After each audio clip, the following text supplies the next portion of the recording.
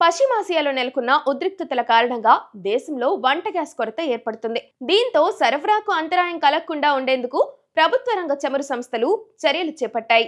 ఇందులో భాగంగానే సిలిండర్ బరువును తగ్గించే యోచనలో ఉన్నట్లు తెలుస్తోంది. ఇకపై ఇంటి అవసరాలకు 10 కేజీల ఎల్పీజీ సిలిండర్లను పంపిణీ చేసేందుకు ప్రణాళికలు రూపొందిస్తున్నట్లు జాతీయ మీడియా ఇప్పటికే కథనాలు వెల్లడించింది. ప్రస్తుతం ఇంటి అవసరాల కోసం 14.2 కిలోల ఎల్పీజీ సిలిండర్ను పంపిణీ చేస్తున్నారు. దీన్ని 10 కిలోలకు తగ్గించాలని చమురు సంస్థలు భావిస్తున్నట్లు సమాచారం. పాత సిలిండర్లోనే 10 కేజీల ఎల్పీజీని నింపి అందించే అవకాశాలను పరిశ్రమ వర్గాలు పరిశీలిస్తున్నట్లు ఆ కథనాలు పేర్కొన్నాయి. ఇంటి అవసరాలకు సిలిండర్ల కొరత రాకుండా ఉండేందుకు గ్యాస్ కంపెనీలు ప్లాన్ చేస్తున్నట్లు సమాచారం.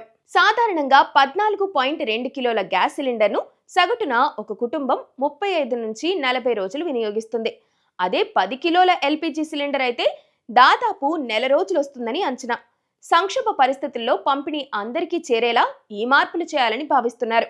ఒకవేళ బరువును తగ్గిస్తే ఆ సమాచారాన్ని సిలిండర్ పైన లేబుల్ రూపంలో స్పష్టంగా పేర్కొనాల్సి ఉంటుంది. దీనికి తోడు ధరను కూడా తగ్గించి ఆ మేరకు అమ్మాల్సి ఉంటుంది.